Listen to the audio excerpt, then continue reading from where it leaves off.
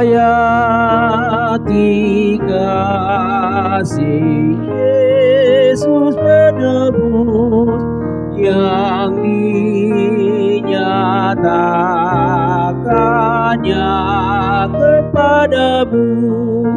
Kasihilah teman sesamamu, mereka juga tubuh Tuhanmu. Berdamai dengan saudaramu, berjalanlah bersama Tuhanmu. Selamat pagi Bapak Ibu Saudara-saudari yang terkasih. Sebelum kita mendengarkan firman Tuhan, terlebih dahulu kita berdoa. Kasih karunia Tuhan kita Yesus Kristus dan kasih setia Allah Bapa, itulah yang menyertai hati dan pikiranmu sekalian. Amin. Bapak Ibu Saudara-saudari yang terkasih, firman Tuhan yang menjadi renungan untuk kita pada hari ini Kamis 25 Januari 2024, yaitu dari Imamat pasal 25 ayat 14. Apabila kamu menjual sesuatu kepada sesamamu atau membeli daripadanya, janganlah kamu merugikan satu sama lain. Di bahini tung sura di gadis hamu manang aha tu dongamu, manang tinuhor mutahe siat tangan ni dongamu, dan jadi hamu marsiangatan sama dongan. Demikianlah firman Tuhan. Bapak Ibu Saudara-saudari yang terkasih, firman Tuhan ini turun melalui Musa di Gunung Sinai yang melarang umatnya untuk mencari keuntungan dengan merugikan orang lain. Dikatakan apabila kamu menjual sesuatu kepada sesamamu atau membeli daripadanya, janganlah kamu merugikan satu sama lain. Ini pesan penting yang seringkali kita abaikan dalam berbagai aspek kehidupan, terlebih dalam dunia perdagangan. Berbagai bentuk penipuan dihalalkan terkadang asal bisa menguntungkan diri sendiri. Menjual barang yang sesungguhnya sudah rusak namun kita katakan bagus. Menipu pembeli dengan berbagai cara. Bentuk-bentuk yang merugikan ini sesungguhnya sama sekali tidak sesuai dengan kasih yang diajarkan oleh Kristus kepada kita. Firman Tuhan berkata, pada hari ini janganlah kamu merugikan satu sama lain, tetapi haruslah takut akan Tuhan Allahmu, karena Tuhan adalah Allah. Orang yang takut akan Tuhan, dengan sendirinya dia tidak akan tega untuk merugikan orang lain, tetapi justru berusaha untuk membangun, mensejahterakan, dan membuat dia mendapatkan keuntungan dari segala jerih upayanya. Tapi melihat kenyataan banyaknya orang yang terus dirugikan, ditipu, dan diperdaya, menunjukkan bahwa semakin lama semakin sedikit saja orang yang hidup dengan rasa takut akan Tuhan. Tidak ada lagi kekhawatiran untuk memperdaya orang lain. Firman ini adalah perintah Allah kepada umatnya agar dalam kehidupan dengan sesama haruslah ada tahun pembebasan. Ada tahun Sabat, yaitu 6 tahun mereka akan bekerja, dan tahun yang ketujuh mereka akan berhenti mengistirahatkan segala apa yang diusahakan, dan apa yang tumbuh di tanah itu selama tahun Sabat adalah bagian untuk orang-orang miskin. Dan tahun Yobel, tahun ke-50, Allah menguduskan tahun itu menjadi tahun pembebasan.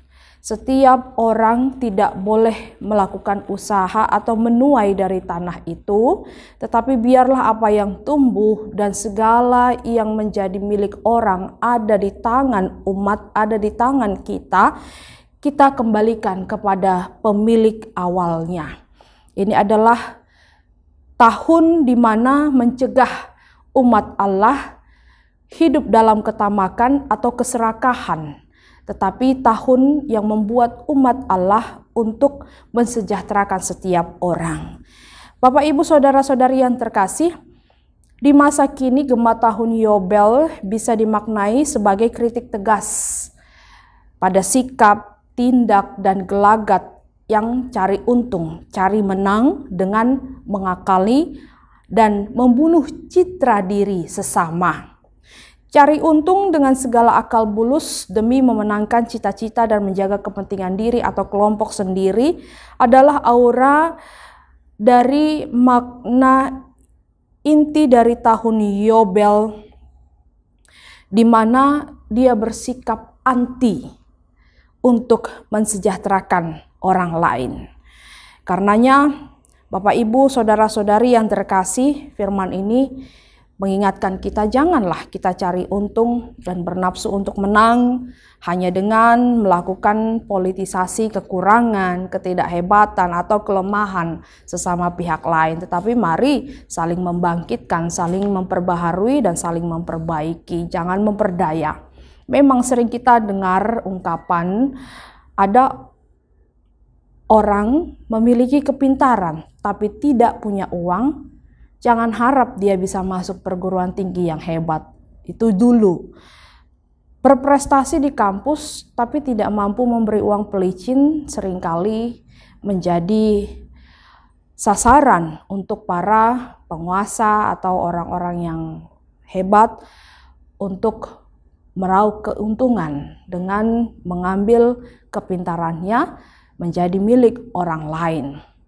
Uang memang memegang peran yang penting dalam kehidupan umat manusia, sehingga orang terus berusaha untuk mencari keuntungan yang besar, pengeluaran yang kecil.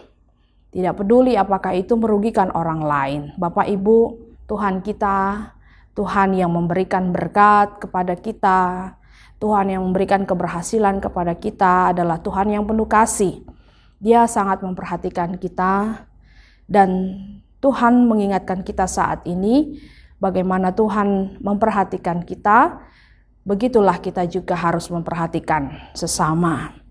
Aroma tahun Yobel dalam keseharian ini adalah ungkapan hati dan sikap dalam kebersamaan untuk saling menguatkan, meneguhkan, serta mencerahkan. Mari kita jangan saling merugikan orang lain.